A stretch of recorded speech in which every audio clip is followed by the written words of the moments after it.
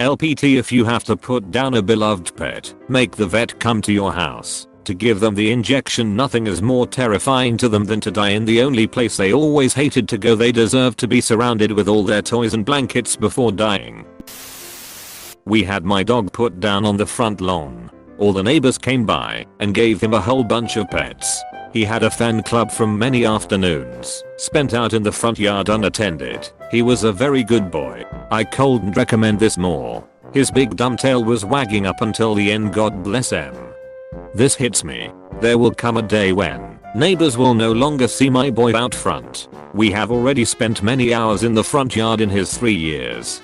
Even if they don't say anything to your face, they will notice and express sympathy among themselves.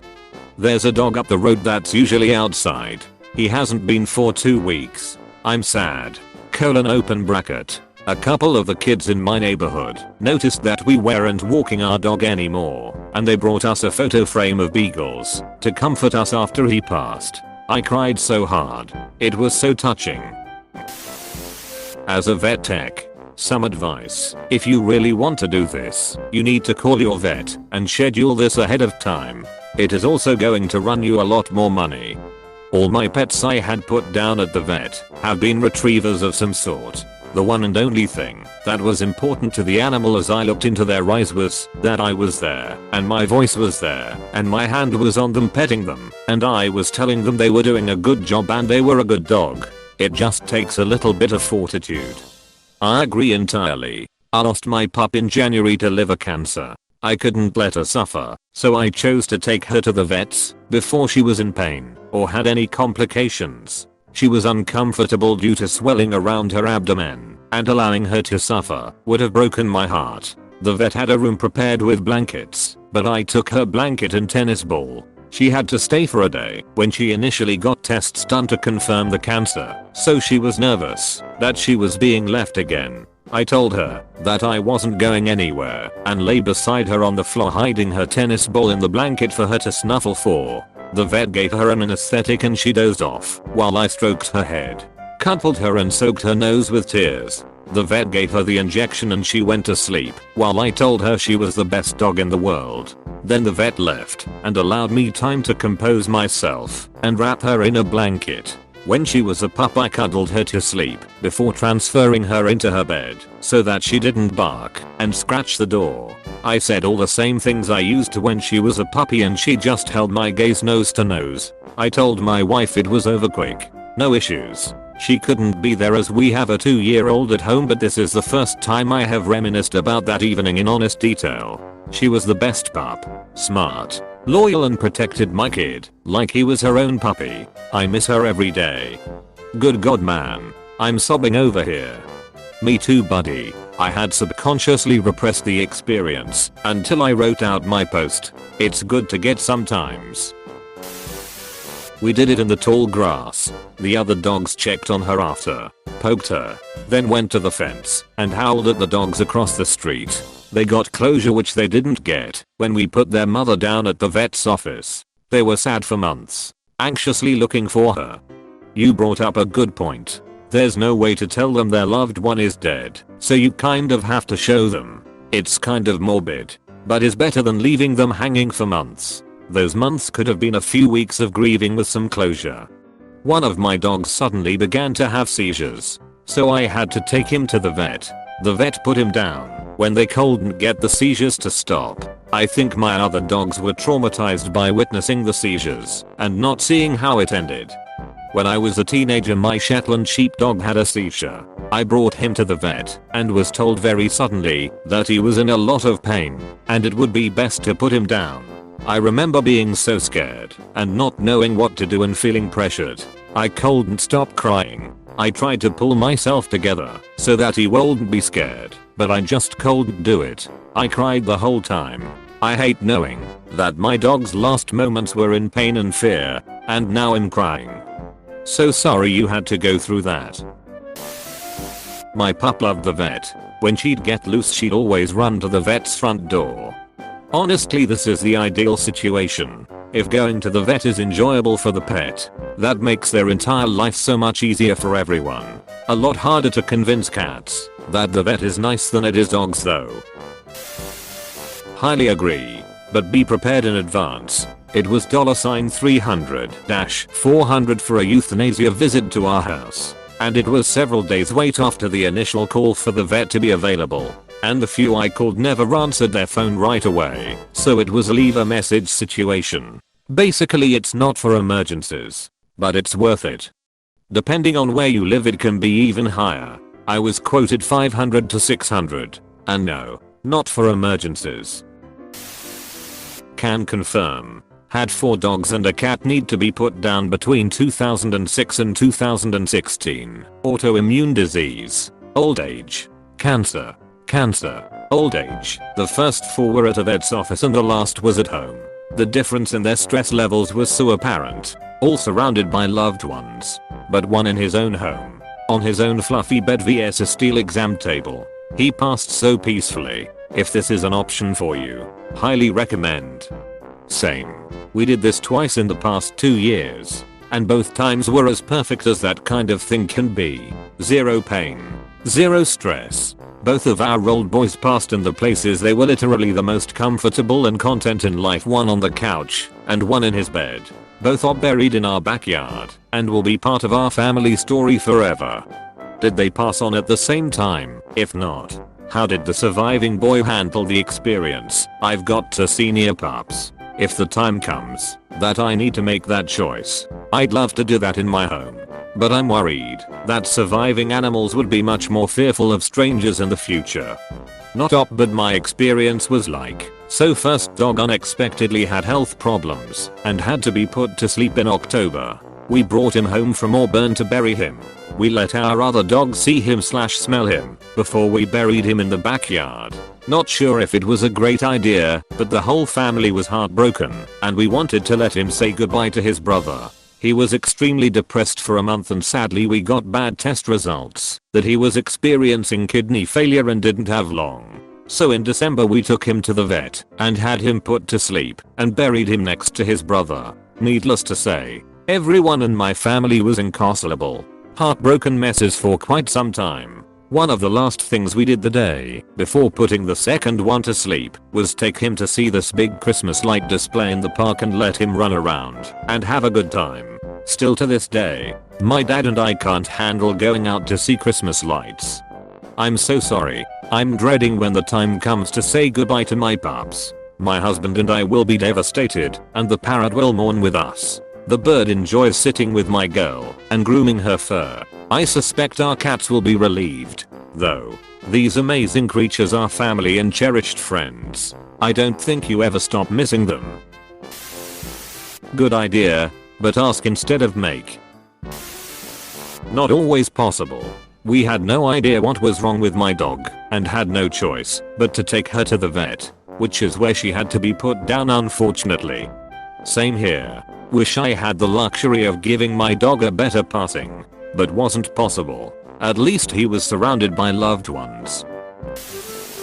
I have not had good luck getting my vets to do home visits. This may be true for many people.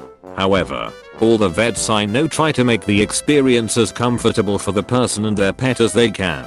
I console myself by telling myself that the surroundings are less important to my sweet babies than that they are in the arms of the person they love the most. As they move out of this world, it's important to me to hold them and tell them how loved they are so they only hear words of love and tenderness. I don't understand people who drop their pet off at the vets to be put down, depriving those innocent creatures of the comfort of their humans. Not my babies. They will leave this world surrounded by my love. Lap of Love link. lapoflove.com/vetlist. Aspix is a veterinarian based at home hospice and euthanasia service. I have a 14-year-old golden doodle, and after hearing horror stories from others about that visit at the vet's office, this is the only way I will go when it's time. Check them out. Definitely this. I'm also a veterinarian. They do a hugely important job. Lap of Love is a national service that will come to your home. Highly recommended.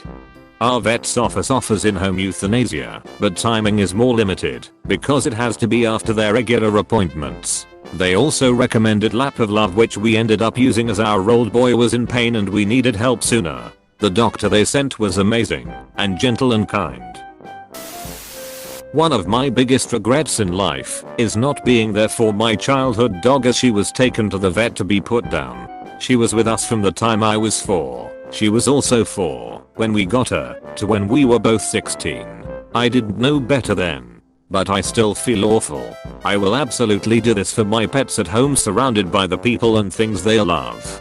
Same with me and my childhood cat. He'd been with us since I was a baby and died when I was 13.